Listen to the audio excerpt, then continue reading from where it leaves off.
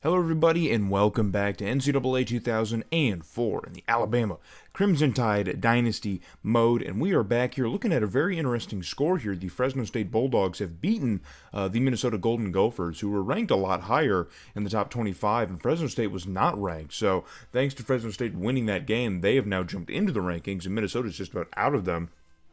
And, that's not really huge implications as far as bowl rankings go later in the season or anything, but it's just a ranked matchup that I thought was interesting to see Fresno State, from where they were playing for national championships, now fighting to get back in the top 25, and, Minnesota getting knocked out, of course. But now let's talk about, of course, this Colorado State game. I tried recording this game 3 separate times, guys. I tried recording it 3 times, all of which to no avail.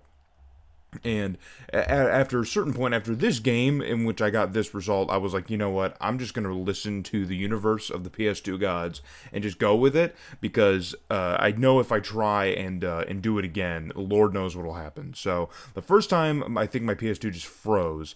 The second time, I can't remember what happened the second time. The first time, it was just a weird and just wacky, just kind of game. Like, it wasn't like a normal game. It was kind of like that Ball State game where there was just crazy weather. So, like, a bunch of random stuff was happening. It was just ridiculous. So I'm like, nah, let me just scrap that. It's not a good recording. I'll just try and get another version of it. And then my PS2 froze the second time, and then the third time, I forgot to hit record, and this is the game that happened the third time. So I'm like, you know what, I'm just going to record the end of it. I'm not going to try it again. I've already lost so much time trying to record this one specific game, and I'm just going to have to roll with it, and apologize to all my great viewers here who love the integrity of me just displaying these videos. And going with the sim, following through the first time. So this is just what we're going to do. We're just going to take this as it is and roll with it. I promise we'll feature Colorado State again, and we will certainly accept our fate, whatever it may be. but with that, we do manage to pick up a huge top 5 victory, and that'll take us into our game against Arkansas, which we have a great chance to lose. We went to triple overtime with the Razorbacks last season, so there's absolutely no guarantee that we win this one. We also, I think in this series all time, I think the only time we've ever lost to Arkansas is in Fayetteville. I don't know if we've ever lost one in Bryant-Denny. We might have. I could just, that's just off the top of the dome. I haven't gone back and checked, but I'm almost positive almost every loss we've taken to Arkansas in this series has probably been in Fayetteville, outside of maybe the first couple seasons or two, you know what I mean? I think we've only ever lost this game on the road. So Arkansas coming in ranked at 3, this is a huge, huge matchup. I'm pretty sure last year it was almost a 2-3 matchup, wasn't it? Or it might have been a 2-3 matchup last year. I'm not entirely sure.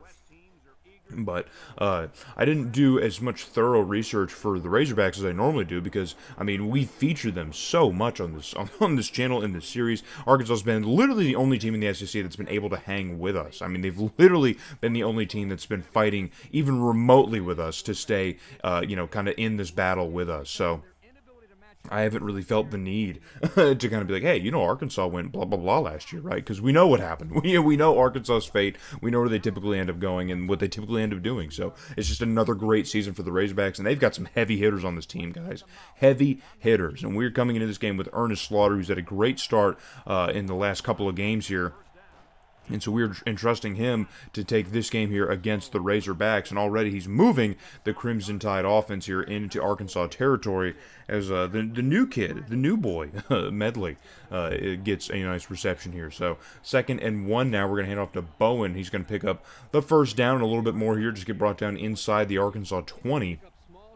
And hopefully we are going to escape any kind of overtime. I'd love to win this one in regulation. I would absolutely love to. So Ernest Slaughter going to try and run the option here. Going to fake out the pitch here. And that's going to at least give him enough room to get the first down a little bit more here. That defender completely bit on that fake pitch, man. That is a heads-up play from Ernest Slaughter. We will happily take a play like that from him.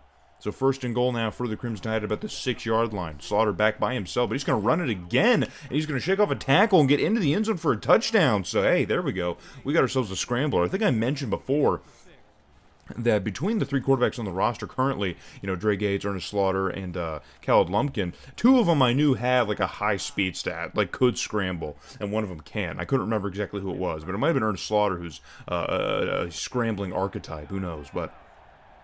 But yeah, I think they both had like 78 speed or something. But either way, Arkansas is now on the move here, getting some progress here. But it's already 3rd and 10 now inside our 15-yard line.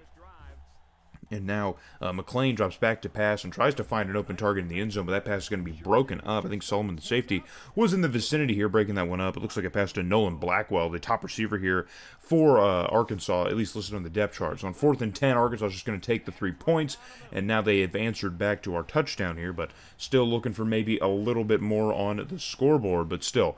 We have plenty of football left, ladies and germs. Plenty of football left. We are still in the first quarter. So Slaughter now leading the boys the other way, leading the charge. And a quick pass across the middle is going to be another first down for the Crimson Tide as Lou Newsome, on an easy little crossing route, is going to get himself another reception. So 3rd and 9 now. The Arkansas defense applying the pressure here. Slaughter back to pass here. Pressure's on. It's picked up nicely here. We have a great offensive line. We should be able to protect our quarterback very well, and as you saw there, we do. So Ernest Slaughter, a perfect 6 for 6 right now through the first quarter as Chip Milligan gets a catch along the sideline. Very close there, but they are going to say he was inbounds. So the first quarter comes to a close, but we are moving. We are driving. We're on the attack, and it's already 3rd and 9 once again. Slaughter back to pass here. Pressure picked up once again, and another beautiful pass is made to Chip Milligan here. Kind of dropped that one in a basket, surrounded by defenders. There's at least 2 or 3 guys surrounding Chip Milligan, but Slaughter able to drop that one exactly where it needed to go. So 1st and goal now for the Crimson Tide. We're going to hand off to Bowen, and he's going to finish the job. Bowen getting his 3rd touchdown of the season.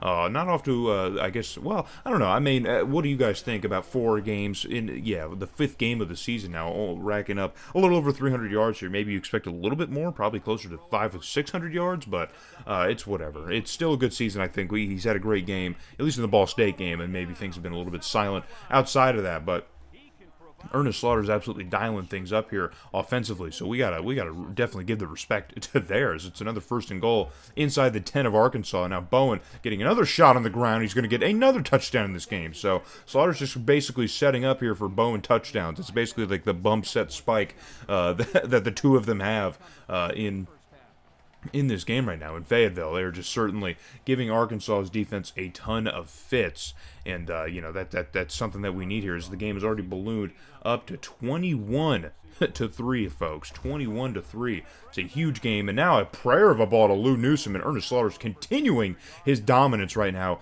of this Arkansas secondary. There just does not seem to be an answer right now, and so it's 3rd and 2. Again, this is what we do. We've got it in bounds, or we've got it in a good spot, and now we're going to give it to Marquise Bowen to try and get into the end zone. This time he's got to redirect. There's not a ton of room to work here, and he's not able to get into the end zone, but it looks like he did get the first down, so it is something. We'll take those mini victories. So on 2nd goal, hand it off to Bowen again. He's going to get the touchdown, and he's just absolutely farming those things in this game right now, man. That gets him up, I think, to 5. If my count is to be believed, I think that gets him up to 5 on the season, as it's just been an absolute shootout with Marquise Bowen and these touchdowns. So the dreaded 28-3, but we feel pretty comfortable about this lead. But Arkansas will not be silenced for long, as Jock McLean is able to find another open target, and it looks like that's Antonio Gay, the fullback, guys. I'm pretty sure it's the fullback who just caught that ball and was able to win that foot race against our secondary, which I won't get into it, okay? Like, we won't talk about it, but I mean, this is just ridiculous. I mean, what do you mean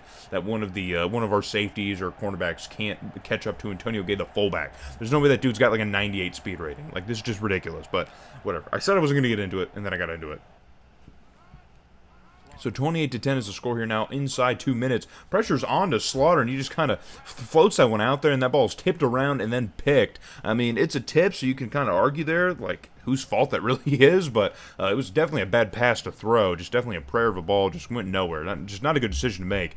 But, Ernest Slaughter only having a couple incompletions at this point, and now one of those is an interception. So kind of makes an interesting conundrum, morally here with a quarterback. Like, are you okay with a quarterback who only misses a couple passes, but those misses are interceptions? How do you feel about that? It's weird. So 3rd and goal against the Razorbacks defense, and now they're trying to go for an option player. McLean barely gets the ball out to Sanders, the running back for Arkansas, who we did see last year, and Sanders had a Heisman caliber season, over 1,700 yards and 21 touchdowns. I have no idea how he wasn't a Heisman winner, but either way, Now Arkansas trying to go for a fake field goal to try and at least get some points before the half, and they are snuffed out. So the lead is going to stay at 28-10 unless we get any kind of pointage here, and we don't. So the second quarter comes to a close, and we were hanging on to that 18-point lead. A nice lead to have over Arkansas, but we also had a pretty big lead over Ball State, and that completely vanished. So we need to keep applying the pressure on offense, but Arkansas leading things here in the third quarter, and McClain floats one out here, and that ball is going to be picked off heading the other way by Solomon, the free safety. He absolutely snuffed that one out here from a mile away, and that's the kind of defensive heads-up play that you want to see from your safeties like that. A fantastic play from Solomon, as now we are turning things the other way for the Crimson Tide offense. And now pressure's on to Slaughter here. Bowen did what he could on the play fake. He gets absolutely flattened, and that pressure gets all the way home to Slaughter now after, the offensive line gave up a couple guys. Arkansas sent the blitz, and we just weren't prepared for it. So bring it by 4th and 10. A long field goal for Owens. The kick is up. Can he nail it? And no, he can't, man. That was a long field goal to even try and consider to get try and consider to get in. I don't know if Owens, the young kicker can probably pull that off, but, good on him for trying here. But now, pressure's on to McClain. He shakes it off. I have no idea how you're going to shake off any one of our defensive tackles or defensive linemen. We have one of the strongest defensive lines in the country, and McClain just said, dude, get off of me. Just get out of here. I don't know who that was, whether it was Herman Zappa or German Costas, or Costa. Someone corrected me on my pronunciation. I think it might be just a phonetic thing. That's what I was thinking. It could just be a phonetic thing, maybe. I don't know. I'm from Michigan. I don't know. But either way. 3rd and 4 now for Arkansas. Now, in the red zone, they were trying to cap off on this huge drive here. McClain having a hard time really setting up that option play. I don't know how effective an option play can be if your quarterback can't really get away from the line of scrimmage, and get a couple yards themselves. McClain just pitching it out of desperation in these option plays. So 3rd and goal, it's going to become now an I formation for the Razorbacks, and they're going to hand it off to Antonio Gay once again, the fullback, and he's got absolutely nowhere to go. So bring up another 4th down for Arkansas that they're going to have to make a tough decision on, and in a pretty deep hole here. You'd think they might go for it. Maybe in the 4th quarter they would, but late in the 3rd quarter they're just going to take the points. They still probably think they got plenty of time, but I don't think they do. So 13-10 or 13-28, 13-10, 13-28. Is now going to be your score here in Fayetteville, and we're in control of this game. If we can get another insurance score, things would go really nice. And Slaughter, in a collapsing offensive line, and managed to get the ball to Lou Newsom, and Lou Newsom just takes it with a burst of speed, man, and he is gone. No one is going to catch Lou Newsom, and that was a very, very bizarre play. So just a quick route to Lou Newsom, maybe 2 steps off the line of scrimmage, and Ernest Slaughter, man, I don't know, he just looked lost in the pocket here, and Lou Newsom had to reach out and grab that one. It was just a very quick bing bang boom type of play, and Lou Newsom with a burst of speed, he is gone, man. He's just out of here. So that could be the insurance touchdown that we were looking for, up 35-13 over Arkansas. And yeah, guys, yeah, nothing else would happen. Nothing else would happen. I was waiting for the old bait and switch. Yeah, dude, nothing else would happen. We would get a field goal in the 4th quarter. Arkansas's offense would completely stall out. They wouldn't do anything. There was literally nothing of note. It was just punts back and forth. Nothing at all happened in the 4th quarter. Not even like missed field goals or anything. No. Literally, our one field goal was the only thing offensively that happened in the 4th quarter, and we managed to pick up another huge top 5 win in the country against Arkansas. So, and this one is massive. So we've struggled a lot in these out-of-conference games in the last couple of seasons, which is kind of weird. And we haven't really seen one of these more so dominant victories, on both sides of the ball, offensively and defensively, in the last couple of seasons. It's kind of rough, and, it's good to finally get one against Arkansas, who, again, we went to 3 overtimes with last year. It was a battle last year, and that was in Tuscaloosa. So it's great to actually show up in Fayetteville and completely dominate on the road. Even though Jock McClain had a terrible game, dude. He had an awful game for Arkansas. And I'm not sure how long this core for the Razorbacks will hold, because a lot of their guys are fairly young. They have a lot of sophomores and juniors out of all the names that I was telling you today. But, they're going to lose Eddie Sanders, their running back, who, again, has had a great year so far and an amazing year last year. And they're going to lose Jock McClain after this season as well, who, has had a kind of a mixed bag of a season. He was a little bit better last year, but either way. So it might be a different Razorbacks team next season that we might be looking at. Who knows? But moving on ahead into the very next week of the season, guys, the only other team right now who has like a decent enough record to showcase is Georgia. They're 3-1. Everyone else on our schedule has a losing record. So I'm going to focus on this Georgia game. game. They're very close to being ranked in the top 25, so I figured, hey, why not? So hope to see you guys in the next one, man, when we are back home taking the Georgia Bulldogs for the first time in like years.